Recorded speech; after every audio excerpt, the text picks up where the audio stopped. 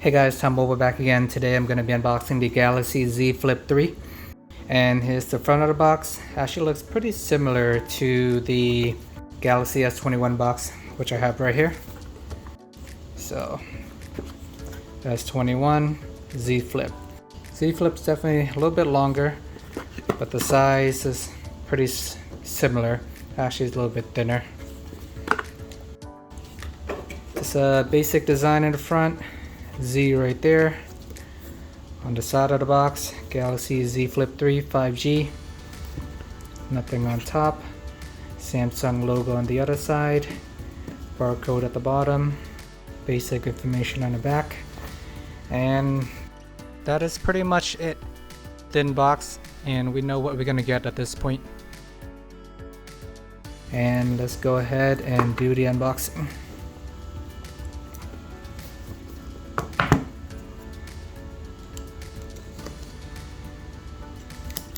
We'll cut there and there.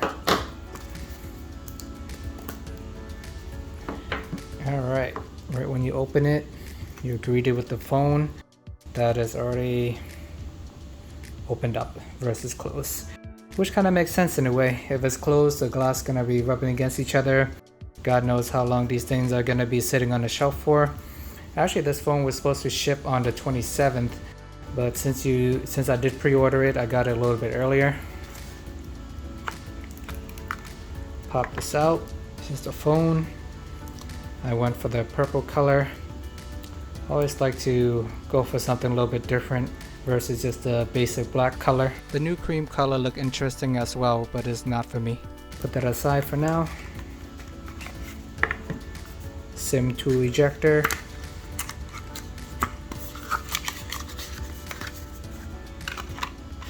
Nothing else in the box, as you can see. Dual USB-C cable, some basic quick start guide and terms and conditions, and that's pretty much all you get in the box these days. Phone and cable. No charging brick anymore, which isn't a surprise. Apple started this a while ago with the iPhone 12, and all the other manufacturers just copied them. They say they want to save the environment and reduce unnecessary waste, but I think they're just trying to save money. Either way, their thought process is if you can pay for a $1,000 phone, then you can afford another 10 to 20 bucks for a charging brick. And on the other hand, at this point, people already have a lot of charging bricks laying around anyway. But regardless, if you're gonna pay more than $1,000 for a phone, it would be nice to still get the brick. And I will keep banging on that drum until the end of time. Alright, we'll go ahead with unwrapping this.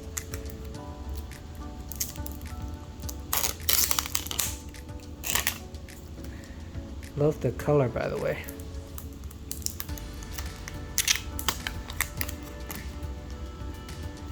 Alright, there it is.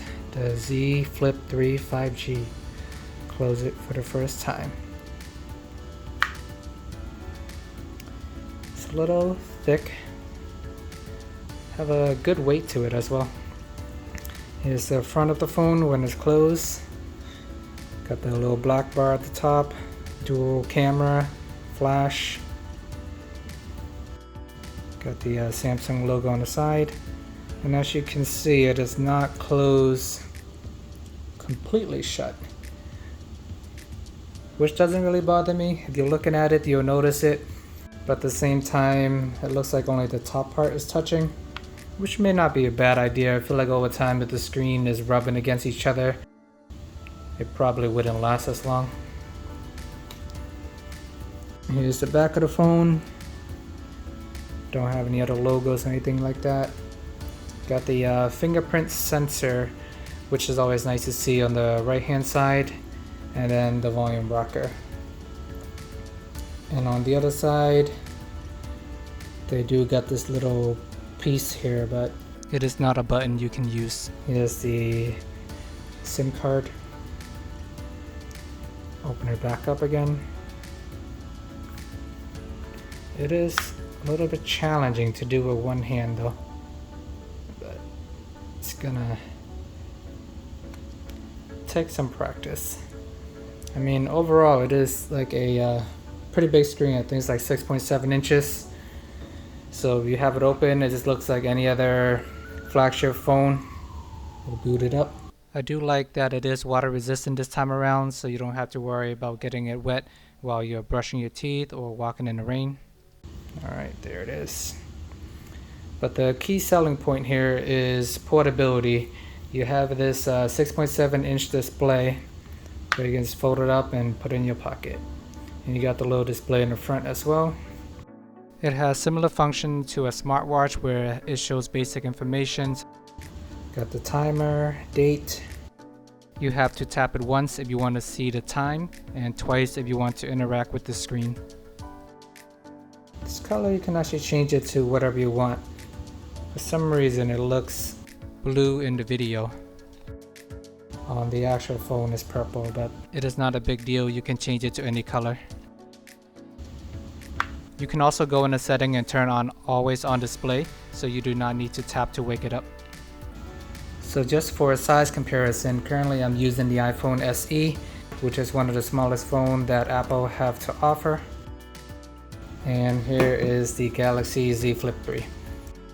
The iPhone SE is 4.7 inches. So as you can see, lengthwise it is about half of the SE once it's folded up, even though it's a pretty small screen. And if you stack it on top of each other, the Flip is basically about two SEs stacked up on top of each other and cut in half when you fold it. The fact that you can fold it makes it easier to store in your pocket or purse compared to a regular 6.7 inch phone. There you can kind of see the size difference. SE still have a bunch of bezel and everything going on. The Flip is pretty much close to a 7-inch display, fully open, much more room to work with, and it is pretty long and narrow, so got to do some finger gymnastics to reach all the way up to the top. And you do notice this little crease here as well, and you feel it when you're using it. So on the surface is there, but who knows? I think it's one of those things you're probably gonna get used to over time, such as the notch on top of the iPhones and even these bezels. No one really notices it when you're using a phone, but if you're staring at it, it's there. But if you're not, I think it's okay. And let me go ahead and switch the SIM card.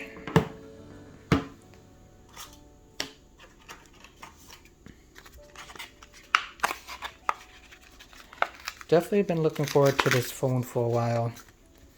Folding phone was expensive when it first came out. With the Galaxy Fold, initially they were about like $2,000. I did try the LG version of it. They had like the folding case for the V60, which I really like. It was a little bit bulky, but at the same time, you can choose to use it whenever you want, and if you don't like it, you can take it off. And now I'm curious to see what the experience is going to be like using this phone full time. But although the purpose of this Flip is to take up less space, so I think I wouldn't have any issue there. Gonna look forward to hanging up on people with this phone. Don't really talk on the phone that often, but I will call someone just so I can hang up on them.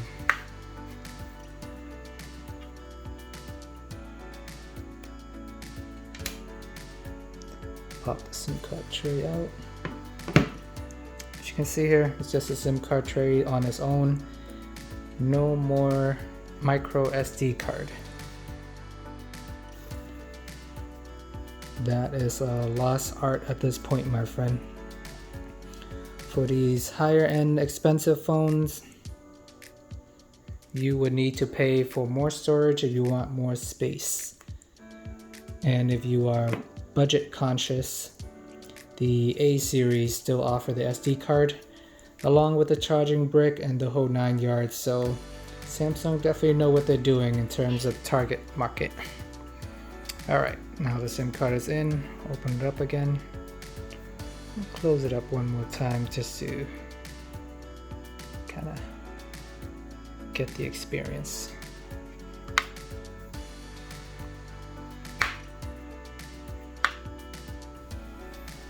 I never owned those Motorola Razr back in the day, so now I'm making up for lost time. I don't know, I'm gonna break the screen, if I keep slamming it, but it's kind of a soft close. It's not as loud and as dramatic as I would like it to be. I can slam it harder, but I might break it. Thanks for watching, guys. Let me know what your thoughts on the Galaxy Z Flip. I'm going to use this for a few weeks and give you my full review. Let me know what you think of this phone below. Please remember to like and subscribe.